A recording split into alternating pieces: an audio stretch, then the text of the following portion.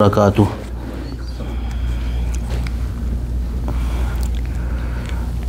عن عائشة قالت أن النبي صلى الله عليه وسلم كان يدعو في الصلاة يقول اللهم إني أعوذ بك من عذاب القبر وأعوذ بك من فتنة المسيح الدجال وأعوذ بك من فتنة المحيا والممات اللهم إني أعوذ بك من المأثم ومن المغرم۔ حضرت عائشہ صدیقہ رضی اللہ عنہا سے روایت ہے کہ رسول اللہ صلی اللہ علیہ وسلم نماز میں یہ دعا بھی فرماتے تھے، اللہم انی اعوذ بک من عذاب القبر، اے اللہ میں آپ کی پناہ چاہتا ہوں قبر کے عذاب سے، واعوذ بک من فتنۃ المسیح الدجال، اور مسیح دجال کے فتنے سے، واعوذ بک من فتنۃ المحیا والممات، زندگی اور موت کے فتنے سے، آپ کی پناہ چاہتا ہوں زندگی اور موت کے فتنے سے۔ اللہم انی اعوذ بک من المأثم والمغرم، یا اللہ میں آپ کی پناہ چاہتا ہوں زندگی اور موت کے میں آپ کی پناہ چاہتا ہوں گناہ کے کام سے، ہر کام سے، اور قرضے کے بوجھ سے۔ Narrated by Sayyidah Aisha Siddiqa radiallahu anha, the Prophet sallallahu alaihi wasallam also used to make this dua in salah. Allahumma inni a'udhu bika min adhab al-qabr, ya Allah I seek your refuge from the punishment of the grave. وَأَعُوذُ بِكَ مِن فِتْنَةِ الْمَسِيحِ الدَّجَّالِ, and I seek your refuge from the fitna of Masih Dajjal. وَأَعُوذُ بِكَ مِن فِتْنَةِ الْمَحْيَا وَالْمَمَاتِ, and I seek your refuge from the fitna or the challenge of the life and the death. اللهم إني أعوذ بك من المأثم والمغرم, Ya Allah I seek your refuge from everything of sin and the burden of debt or loan.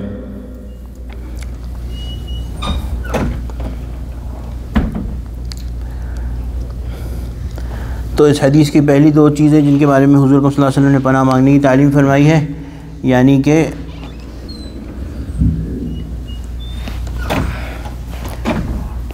عذاب قبر اور فتنہ مسیح دجال، اس کے بارے میں پچھلے 2 ہفتوں میں بات ہو چکی ہے الحمدللہ۔ اب جو تیسری چیز ہے وہ فتنہ محیا و ممات، زندگی اور موت کا فتنہ۔ تو زندگی کو ویسے تو ہم بڑی پازیٹیو چیز ہوتی ہے، کیونکہ زندگی جب تک ہے جبھی تک ہم نیک کام کر کے اللہ تعالیٰ کو راضی کر سکتے ہیں، اپنا جنت میں مرتبہ اونچے سے اونچا کر سکتے ہیں، لیکن ساتھ ساتھ زندگی ایک بہت بڑی آزمائش بھی ہے۔ اور اللہ تعالیٰ نے قرآن پاک میں فرمایا ہے کہ ایک تو فزیکل ٹربل ہے کہ ہر دور میں کچھ نہ کچھ فزیکل چیلنج رہتا ہے، فزیکلی کوئی نہ کوئی چیلنج رہتا ہے۔ لقد خلقنا الانسان فی کبد، پیدائش سے پہلے کے اپنے چیلنجز ہیں، بچے گا نہیں بچے گا، صحیح بنے گا نہیں بنے گا، پھر پیدائش کے وقت کے اپنے چیلنجز ہیں، پھر بچپن کے اپنے چیلنجز ہیں، پھر جو ٹین ایج ایئرز ہوتے ہیں یا جو پڑھائی کے سال ہوتے ہیں اس کے اپنے چیلنجز ہیں، پھر کمانے کا بوجھ، فیملی کا بوجھ، اس کے چیلنجز ہیں، پھر بڑھاپا، وہ کوئی آسان چیز نہیں، اللہ تعالیٰ آسان فرمائے ہر ایک کے لیے، اور پھر دنیا سے جانا، موت کا وقت، وہ بھی کوئی آسان روح کا نکلنا مرحلہ نہیں ہے۔ اور ساتھ ساتھ سارے ان زندگی کے دوروں میں کچھ نہ کچھ، کبھی بیماری آ جائے گی، کبھی کوئی ایکسیڈنٹ ہو جائے گا، کبھی کوئی نقصان ہو جائے گا، تو یہ ساری چیزیں زندگی کی آزمائش یہ زندگی کے ساتھ ساتھ ہیں، اور اس سے کبھی بھی کسی کا پیچھا نہیں چھوٹتا۔ ہاں، اس کا جو پریشانی ہے اس کو ہلکا کرنے کے لیے اللہ تعالیٰ نے بڑی تسلی دی ہے، اس تسلی کو ذہن میں رکھنا چاہیے، تو پھر یہ مصائب سے گزرنا آسان ہو جاتا ہے۔ اللہ تعالیٰ نے قرآن پاک میں فرمایا ما عندکم ینفد، ما عندکم ینفد وما عند اللہ باق، تمہارے پاس جو کچھ بھی ہے وہ سب ختم ہو جائے گا، تمہارے پاس جو کچھ بھی ہے اس دنیا میں وداؤٹ ایکسیپشن وہ سب ختم ہو جائے گا۔ ما عندکم ینفد وما عند اللہ باق، چھوٹا سا جملہ ہے، کون سی صورت میں؟ میرے خیال سے سورہ لقمان میں نہیں ہے۔ اچھا، ما عندکم ینفد وما عند اللہ باق وَلَنَجْزِيَنَّهُمْ، دوبارہ پڑھو زور سے، وَلَنَجْزِيَنَّ الَّذِينَ صَبَرُوا أَجْرَهُمْ بِأَحْسَنِ مَا كَانُوا يَعْمَلُونَ۔ تو سورہ نحل میں شاید، بہرحال یعنی جو تمہارے پاس ہے وہ سب ختم ہو جائے گا، اور جو اللہ کے پاس ہے وہ باقی رہے گا۔ تو اس کی تفسیر میں ایک بات تو فوری طور پہ ذہن جاتا ہے مال کی طرف، کہ ہمارے پاس ہم نے دنیا کمائی لیکن بالآخر وہ چلی جائے گی، لیکن حضرت مفتی شفیع صاحب رحمۃ اللہ علیہ، اللہ ان کو جزائے خیر دے، انہوں نے لکھا ہے کہ اس میں ساری چیزیں شامل ہیں، دنیا کی ہر خوشی، دنیا کا ہر غم، دنیا کی ہر اچیومنٹ، وہ بھی بالآخر ختم ہو جائے گی، اور کسی قسم کا کوئی سیٹ بیک ہے، کوئی پریشانی ہے، وہ بھی بالآخر ختم ہو جائے گی۔ تو تمہارے پاس جو کچھ بھی ہے وہ سب ختم ہونا ہی ہونا ہے، اس میں سے کچھ بھی بچنے والا نہیں ہے، سوائے اس کے کہ جو اللہ کے پاس چلا جائے، یعنی کہ اچھے اعمال تو وہ باقی رہیں گے، جو اللہ کے پاس ہے وہ باقی رہے گا۔ اور اللہ پھر جو ان مصائب پر صبر کرنے والے ہیں، ان پریشانیوں پر صبر کرنے والے ہیں، ان کو بہترین اجر دیں گے، قیامت میں ان کو زبردست اجر دیں گے کہ یہ پریشانیاں، یہ مصیبتیں کوئی معنی نہیں رکھیں گے اس کے سامنے۔ تو جب ایک تو زندگی کے فتنے کی یہ اینگل، یہ پرسپیکٹیو ہے کہ مسلسل کوئی نہ کوئی پریشانی، مسلسل کچھ نہ کچھ کسی کی طرف سے تکلیف، کوئی نقصان، کچھ نہ کچھ آتا رہے گا، تو اس میں انسان اپنے آپ کو یہ دہراتا رہے، یاد دلاتا رہے کہ ما عندکم ینفد وما عند اللہ باق، اور صبر کرنے والوں کا اجر ہے۔ تو ایک تو پہلا فتنہ زندگی کا یہ ہے، اور اس کا حل یہ ہے۔ I'll repeat so far what I said in English inshallah, that this hadith we've been reading for many weeks. The first thing the Prophet sallallahu alaihi wasallam has told us to seek refuge from is the fitna of, or the azab of qabr, the punishment of the grave. The second thing the Prophet sallallahu alaihi wasallam has told us to seek refuge from is to seek refuge from the fitna of Masih Dajjal that we talked about last week. And then the third thing is the trials and tribulations of life and death. And life is really good, but really life is a good thing because we can keep planting our trees in the Jannah. As long as we are living, we have the opportunity to do good and please our Allah and make Him happier and happier and happier and increase our status in the eyes of Allah. So life is a blessing and a bounty, but constantly there is challenges in life. As long as a person is breathing, there will be challenge. There is one dimension of these challenges is physical challenges, physical problems. For example, before birth, at time of birth, will it survive, will it not survive, what it has to pass through. Then the younger ages, life of infancy, age of, when a toddler is a toddler, they have these challenges, survival, protection, they need all those sorts of those things. And then when they grow older, then they have the challenge of becoming useful in the society and learning, and that's the pressure. And then they have the burden of the family that they have to take care of, and then as they grow old, all sorts of these things of weakness, sickness, they start to afflict a person, and then the final end is also difficult. May Allah make it easy. So physical perspective of challenge is always there.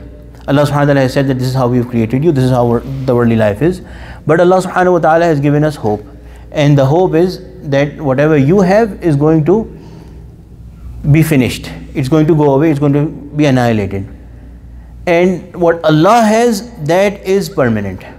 So therefore, whenever we pass through any challenges of life from the physical aspect, then the remedy is to think that whatever I am going through, it will not last forever. ایک بادشاہ تھا، پتہ نہیں مغل بادشاہ تھا کوئی، اس نے کسی اپنے وزیر سے کہا، کسی دانا سے کہا کہ مجھے ایسا جملہ لکھ کے دو کہ جب میں خوشی میں پڑھوں تو خوشی کا اثر ختم ہو جائے، اور جب غم میں پڑھوں تو غم کا اثر ختم ہو جائے۔ تو بہت لوگوں نے بہت کچھ لکھ کے دیا، لیکن ایک شخص نے اس کو لکھ کے دیا کہ یہ وقت بھی گزر جائے گا، یہ وقت بھی گزر جائے گا۔ تم خوشی میں پڑھو تو بھی دیکھ لو کہ یہ وقت ہمیشہ رہنے والا نہیں ہے، تو تم افسردہ ہو جاؤ گے، اور اگر افسردگی غم کے زمانے میں پڑھو گے کہ یہ وقت بھی گزر جائے گا، تو امید ہو جائے گی کہ یہ وقت بھی گزر جائے گا، بالآخر ہمیشہ رہنے والا نہیں ہے۔ So whatever we have and whatever we are going through, it is going to finish off, it is going to be gone one day. Our beauty, our health, our height, our hair, everything you name it, our wealth, our children, our family, our clothing, our house, whatever we have, whatever we consider asset, it is definitely by nature, by default, it's going to go away. It's not going to stay forever. It will never be forever. This is a principle Allah subhanahu wa ta'ala has given in very simple, very short words. Ma indakum yanfad. Whatever you have will go away. Whatever you have will be destroyed. Wa ma indallahi baq. Whatever Allah has, that is baq. That is that which will remain baqi. That will remain forever. So therefore, as long as we are living, ups and downs will be there. We have to remind ourselves that this is how life is. It will be Jannah, where, let alone physical problems, we will not even hear anything stupid. We will not even hear the nonsense things that people say to us. That is where it will happen. It will happen in Jannah only. That is why it's called Jannah. Anyway, دوسرا زاویہ اس کا یہ ہے کہ ہم سب اللہ تعالیٰ کی بات، اللہ تعالیٰ کا کلام سن کے آئے ہیں. اللہ تعالیٰ نے ہم سے بات کی تھی، جس کا قرآن شریف میں ذکر ہے کہ اللہ تعالیٰ نے پوچھا تھا کہ کیا میں تمہارا رب نہیں ہوں، اور ہم سب نے کہا تھا کہ ہم آپ کے رب، آپ ہمارے رب ہیں، بلا شبہ آپ ہمارے رب ہیں، بلا شبہ. اور اللہ تعالیٰ کو دیکھا بھی، تو جب بات سنی تو علم کی جستجو پیدا ہو گئی، کھوج پیدا ہو گئی. اور جب اللہ تعالیٰ کا جلوہ دیکھا تو حسن کی جستجو پیدا ہو گئی. اب ہر اچھی چیز ہمیں اچھی لگتی ہے، ہر خوبصورت چیز کی طرف ہمارا دل جاتا ہے، اور کھوج ہے ہمارے اندر، چیزوں کی تلاش کرنا، کس طرح کیا چیز کام کرتی ہے، کس طرح کس چیز کو استعمال کیا جاتا ہے، علم کی کھوج. لیکن جب ہم دنیا میں ڈال دیے گئے تو اللہ تعالیٰ نے ذریعہ ایسا بنایا اس کو کہ ہمارے ہی گناہ کی غلطی ہے. پل بھر کو تیری یاد سے اب تک میں اپنی ذات کے پنجرے میں بند ہوں. مفتی تقی اسماعیلی صاحب کا شعر ہے، اب تک میں اپنی ذات کے پنجرے میں بند ہوں، پل بھر کو تیری یاد سے غافل ہوا تھا میں. اللہ تعالیٰ نے نظام ایسا بنا دیا کہ اللہ تعالیٰ کی یاد سے ہمارے بابا آدم، جد امجد، وہ بظاہر تھوڑی سی دیر کے لیے شیطان نے ان کو بس ایک کام کرا دیا ان سے، اور وہ اللہ نے نظام جو بنایا تھا اس طرح بنا دیا کہ اب دنیا میں رہو، اور دنیا میں رہو گے تو زندگی میں ہمیں نہیں دیکھ سکتے، ہمیں دیکھ نہیں سکتے، ہماری بات براہ راست سن نہیں سکتے، ہم سے براہ راست بات کر نہیں سکتے، اور دل میں کھوج لگی ہوئی اللہ تعالیٰ کی. تو اس لیے ہر حسین چیز، ہر خوبصورت چیز، ہر کمفرٹ اور لگژری والی چیز ہمیں اپنی طرف کھینچتی ہے. لیکن آزمائش یہ ہے کہ اللہ تعالیٰ جو پرفیکشن ہے، جس کی ہمارے اندر اصل میں کھوج ہے، وہ ہمیں آخرت میں ان سے ملاقات ہوگی، مرنے کے بعد ملاقات ہوگی. تو یہ روح کا بہت بڑا امتحان ہے، روح کا بہت بڑا امتحان ہے. حضرت خواجہ حسن منظور رحمۃ اللہ علیہ، ان کا ایک شعر ہے کہ زیست کیا ہے ابتدائے درد دل. اس کی کہانی اس میں لکھی ہوئی ہے، اس میں حضرت کے اس میں کشکول منظور میں لکھا ہوا ہے کہ حضرت نے جب یہ شعر کہا، زیست کیا ہے، زیست زندگی کو کہتے ہیں، زیست کیا ہے ابتدائے درد دل، موت کیا ہے انتہائے درد دل. زندگی کی شروع سے درد دل شروع ہو جاتا ہے اور بڑھتا ہی رہتا ہے، بڑھتا ہی رہتا ہے. جب انتہا کو پہنچتا ہے تو پھر اللہ تعالیٰ اس کا انتظام فرما دیتے کہ چلو بس اب دنیا سے جاؤ، اور اب اللہ کی ملاقات کا وقت قریب آ گیا. تو موت کیا ہے انتہا. حضرت نے جب یہ شعر کہا تھا تو بڑے خوش ہوئے تھے یہ شعر اپنے شعر سے، اور بار بار جیسے ہوتا ہے کہ کوئی اچھا شعر اگر ہو جائے تو اس کو گنگناتا پھرتا ہے آدمی، تو حضرت بھی ہر خاص و عام میں وہ شعر اپنا ہلکے ہلکے سناتے رہتے تھے، گنگناتے رہتے تھے. تو پھر ان کو کسی نے غالب کا یہ شعر سنایا کہ قید حیات و بند غم، یہی ہے قید حیات و قید حیات و بند غم، مجھے تو یاد آ رہا ہے. سو خیر، اصل میں دونوں ایک ہیں، قید حیات و بند غم اصل میں دونوں ایک ہیں. موت سے پہلے آدمی غم سے نجات پائے کیوں. تو حضرت بڑے جھوم گئے، کہنے لگے کہ واقعی استاد استاد ہی ہوتا ہے. حالانکہ غالب ایسے کوئی بڑا مشہور نہیں ہے اچھے مسلمان کے حیثیت، لیکن بادشاہ بڑے زبردست ہیں.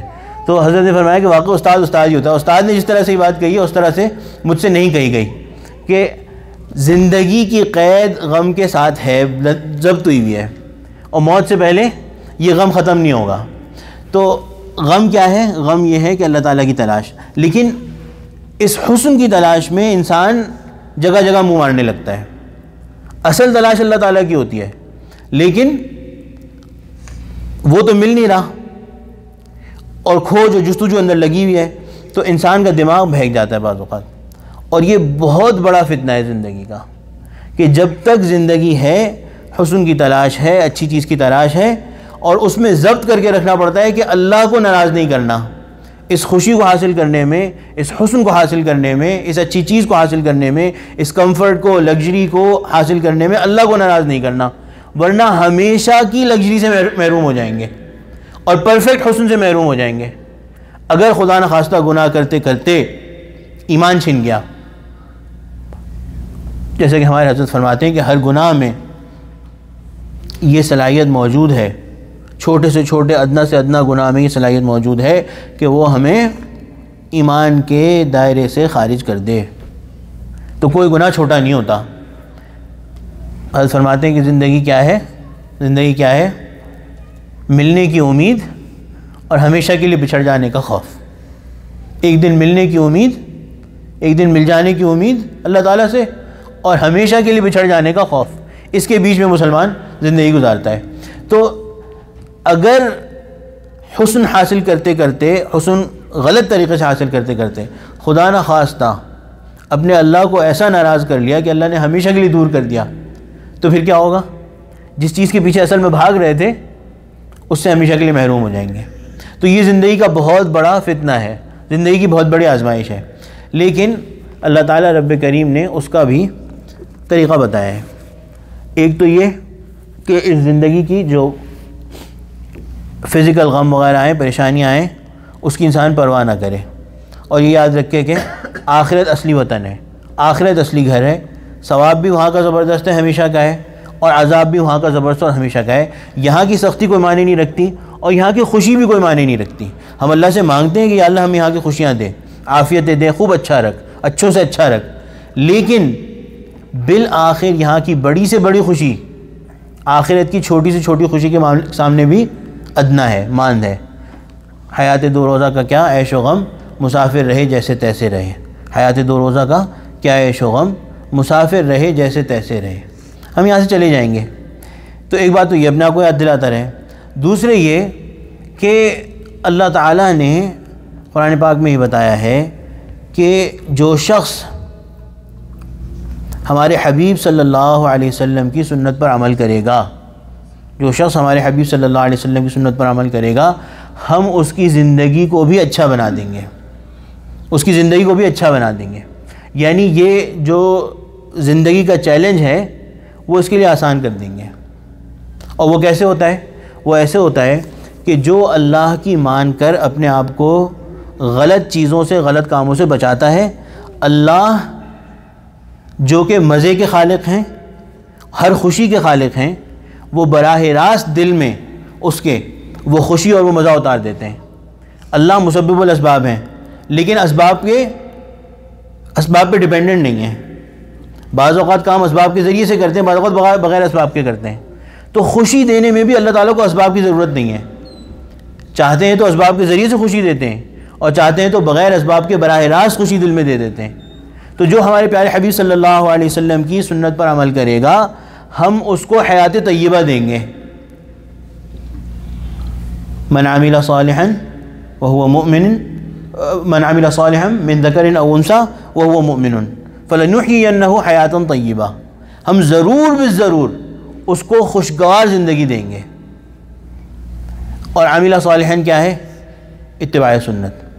تو حضور اکرم صلی اللہ علیہ وسلم کی سنت میں اللہ تعالیٰ نے روح کے غم کا علاج رکھا ہے۔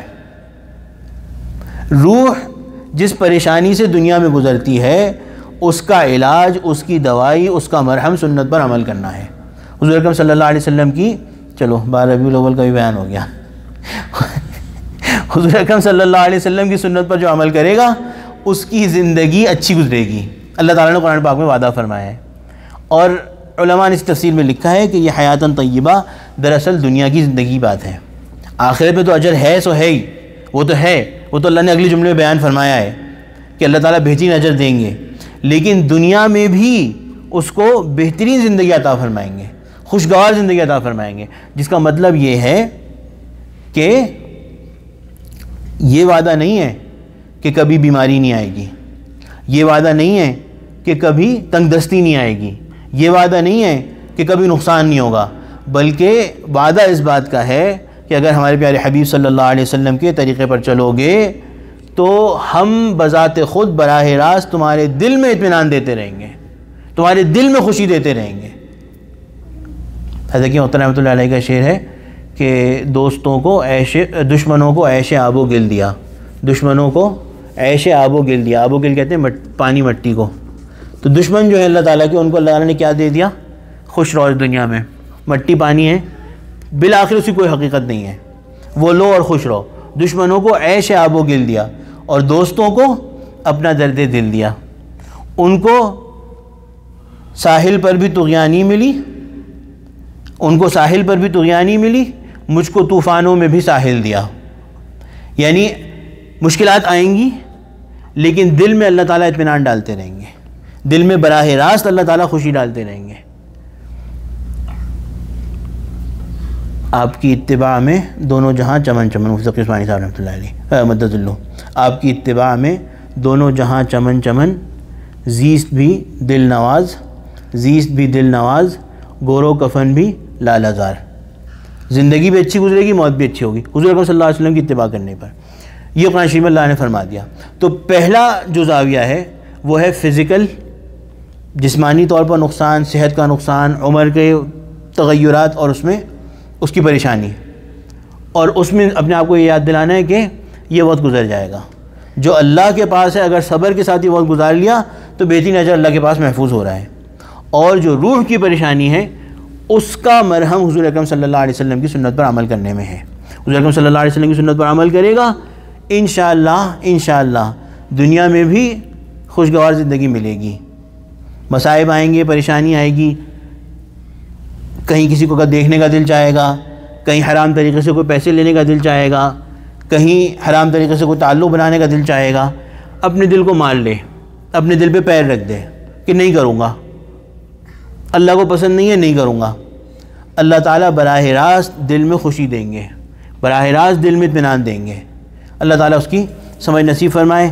اور یہ چیلنج بھی زندگی بھر رہتا ہے، یہ چیلنج بھی زندگی بھر رہتا ہے، کبھی ختم نہیں ہوتا، بڑھاپے میں بھی ختم نہیں ہوتا۔ ہم نے حضرت حکیم رحمۃ اللہ علیہ سے سنا کہ حضرت کہتے تھے کہ جو بوڑھا پیر ہے اس سے اور زیادہ احتیاط کی ضرورت ہے، کیونکہ عمر بڑھ گئی، جسم جوان نہیں رہا لیکن خواہش جوان رہتی ہے۔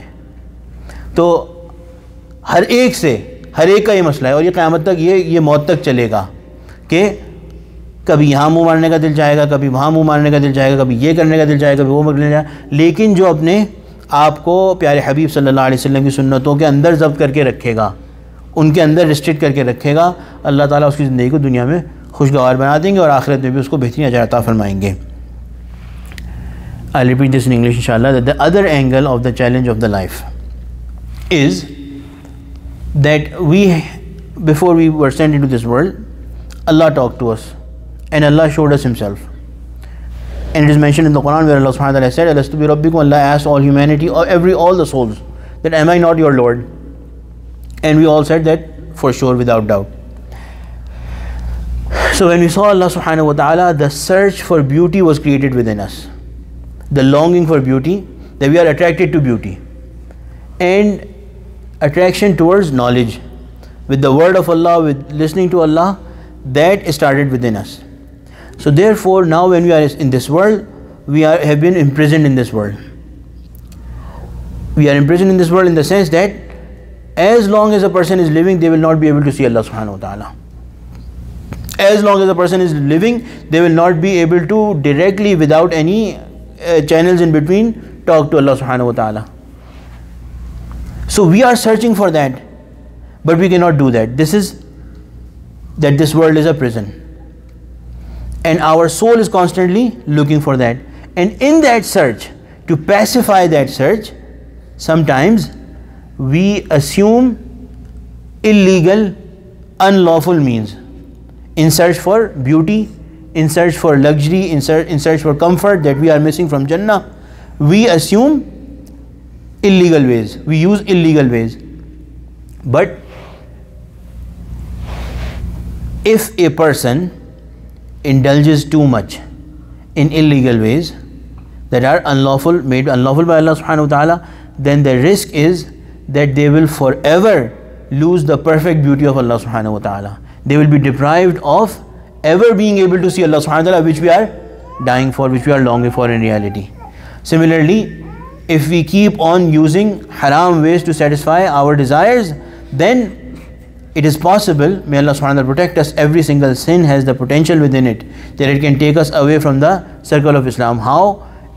I've mentioned it many times that every single sin places a dark spot in the heart. And the quality of that dark spot is that it becomes a shield between truth and the heart. The Prophet ﷺ has said that people keep sinning, paraphrasing the hadith, and their heart is covered in darkness, and then if a good thing is placed or presented to that heart, it slides right off. So every single sin has the potential, every act of disobedience has the potential of taking us away and out from the circle of Islam. Therefore, no sin is saghira, no sin is small. So if a person keeps on using illegal ways, then the chance is, the risk is that they might lose out on the ultimate beauty of Allah subhanahu wa ta'ala. My Hazrat says that what is life? Life is the hope of meeting Him and the fear of forever losing Him. The hope of meeting Him one day and the fear of forever losing Him. Al-mu'minu bayna al-khawfi wal-raja. A mu'min, a believer, is always between fear and hope. So this is a big challenge of life, that we are constantly within us. It is within our nature to run after beauty, but we have to control ourselves. It is our nature to run after luxury and comfort and things of abundance, and we have to control ourselves.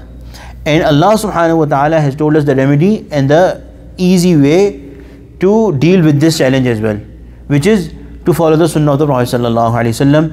Allah subhanahu wa ta'ala has said that whoever does good deeds, which means what are good deeds? Following the sunnah of the Prophet sallallahu alaihi wasallam. Whoever does good deeds, Allah subhanahu wa ta'ala has promised that, be it a man or a woman, if they are a believer and they do good deeds, in this world also, we'll give them a beautiful life. We'll give them a beautiful life. A life of peace and comfort. The meaning is that it is not that there will be no hardship. It is not that they will not have any losses. It is not that they will never be hungry. It is not that they will be free of all concerns and they'll become some sort of Superman. No. The meaning is that in those all things, among all those things, while they are in the sea and the hurricane of these hardships, Allah will keep instilling peace, comfort, happiness in their heart directly. Allah is powerful over everything.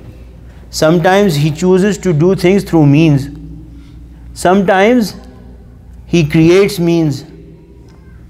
All means are indeed created by Allah subhanahu wa ta'ala, but sometimes without means, He has the capacity to instill that contentment, that fulfillment, that peace in the heart directly. And that is proven from the hadith as well. The famous hadith, the Prophet ﷺ has said that whoever has a chance to look in the direction where they are not allowed to look, essentially, and they lower their gaze, Allah will give the sweetness of the iman in their heart. So Allah makes this phase of life, this challenge, easy by giving comfort to the heart directly, because of following the sunnah of the Prophet ﷺ. So the sunnah of the Prophet ﷺ is such a beautiful thing that it is the remedy, it is the ointment to comfort that challenge of the soul, that the soul is looking for Allah subhanahu wa ta'ala. کیا شعر ہے؟ آشوب زندگی میں تسکین دل کی خاطر، آشوب زندگی میں تسکین دل کی خاطر، روئے نبی کہوں میں شان خدا کہو تم. In the hardships of life, you follow the ways of the Prophet sallallahu alaihi wasallam, your sorrow will be pacified, your sorrow will be healed. This is the way of Allah subhanahu wa ta'ala. Allah has said, you follow the sunnah of the Prophet sallallahu alaihi wasallam, will definitely, for sure, by all means, will give them a beautiful life. May Allah subhanahu wa ta'ala grant us an understanding, inshallah. چلیں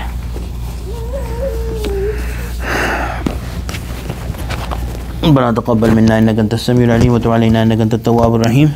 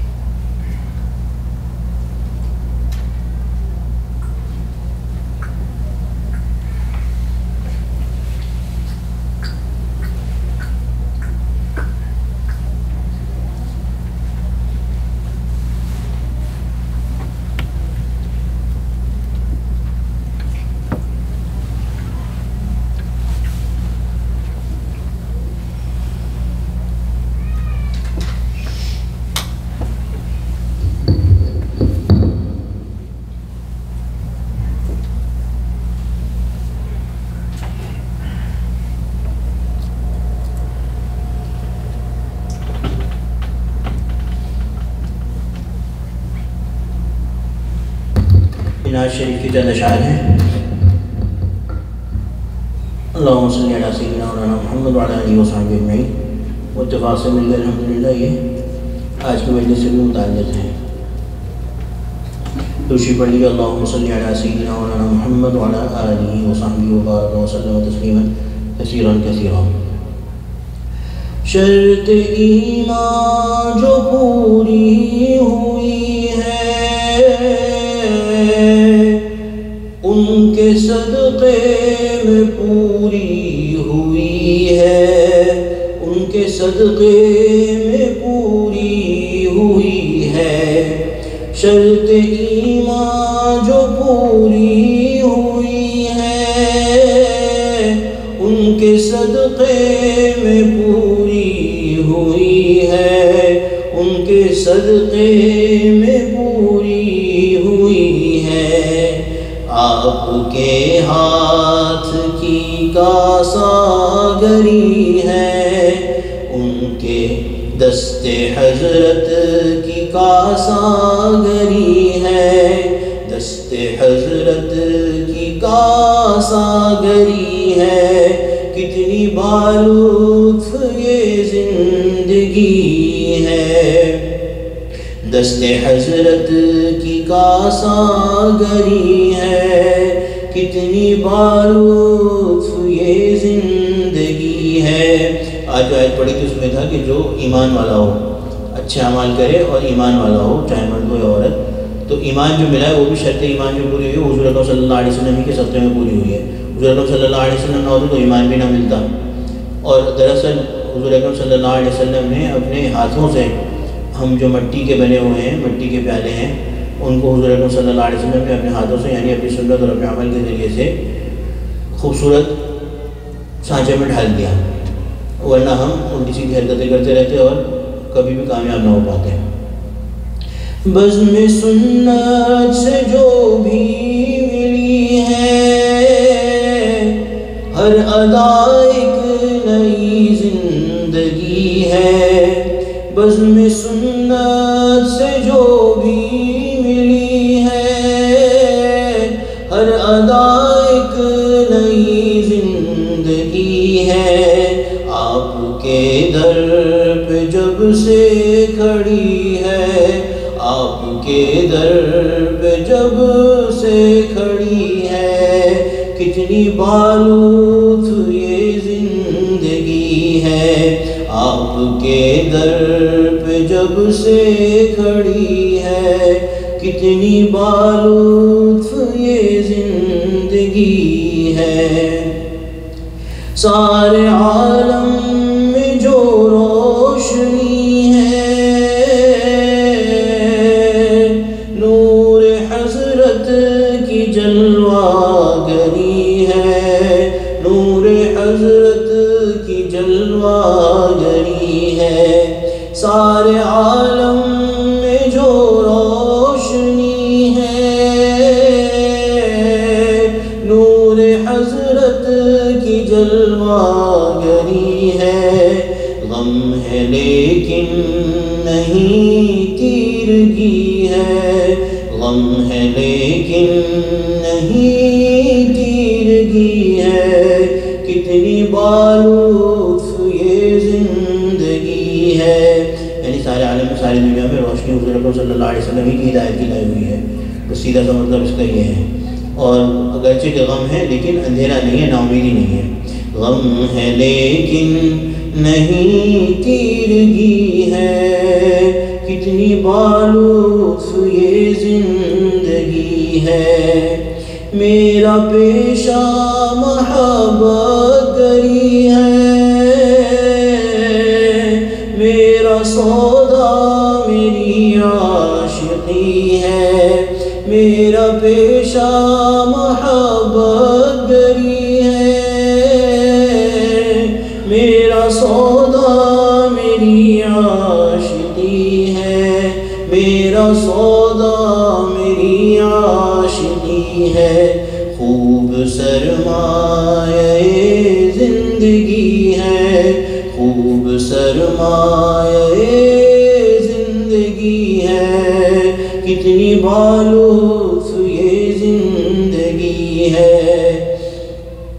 حق ادا مجھ سے ہوتا نہیں ہے،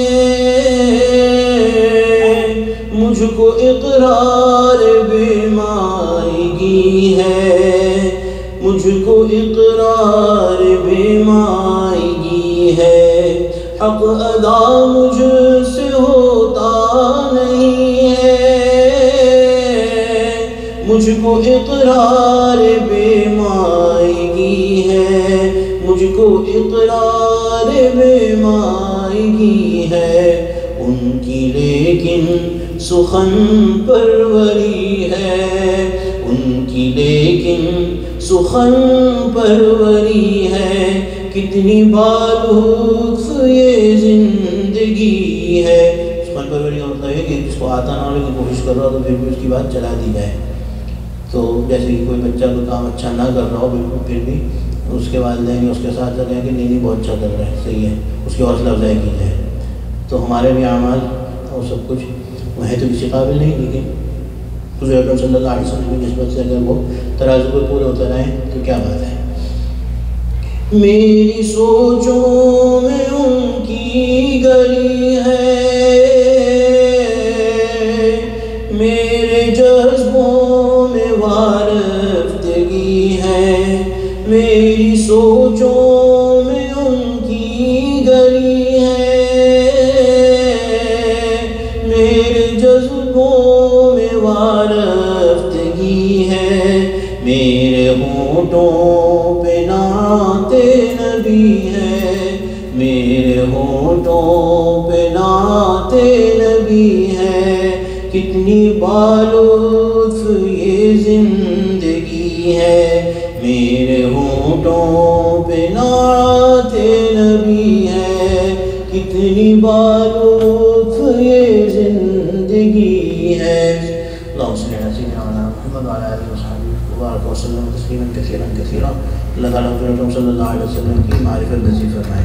حضور اکرم صلی اللہ علیہ وسلم کے ہم سب امتی ہیں، ہم کو امتی ہونے کا صحیح معنی اللہ تعالیٰ عطا فرمائے، سمجھ عطا فرمائے اس کی انشاءاللہ۔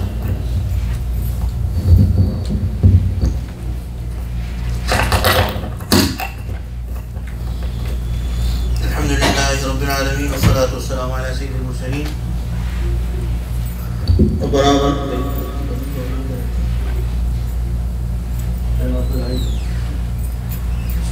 الحمدللہ رب العالمین والصلاة والسلام علی سید المرسلین اللهم لا مانع لما أعطيت ولا معطي لما منعت ولا ينفع ذا الجد منك الجد. ربنا تقبل منا إنك أنت السميع العليم وتب علينا إنك أنت التواب الرحيم. Ya Allah, we are all sinners. Ya Allah, which Nabi sallallahu alayhi wa sallam has told us that the best of sinners are those who repent to you. Ya Allah, we are all together here. Ya Allah, all of us know our sins. Ya Allah, and there are sins that we have done and we have forgotten, but you still know them. Ya Allah, they are still in your knowledge. Ya Allah, Ya Allah, Ya Allah, Ya Allah, whatever you know better than us, Ya Allah, and that which we have done in private and public, and Ya Allah, that we have done it alone or with other people. Ya Allah, we are asking your forgiveness. Ya Allah, Ya Allah, there is no one to turn to you. Ya Allah, and you have called us towards yourself. Ya Allah, Ya Allah, when you have done that, and when we know that you do not do anything needlessly, Ya Allah, with a lot of hope in your mercy, Ya Allah, Ya Allah, we are begging you. Ya Allah, forgive us, Ya Allah, forgive us, Ya Allah.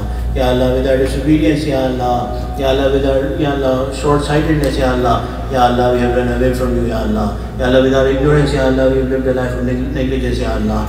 Ya Allah, open our eyes, Ya Allah, open our eyes, Ya Allah. Put us on the right path, Ya Allah, put us on the right path. Ya Allah, we are very much in need of your mercy, Ya Allah.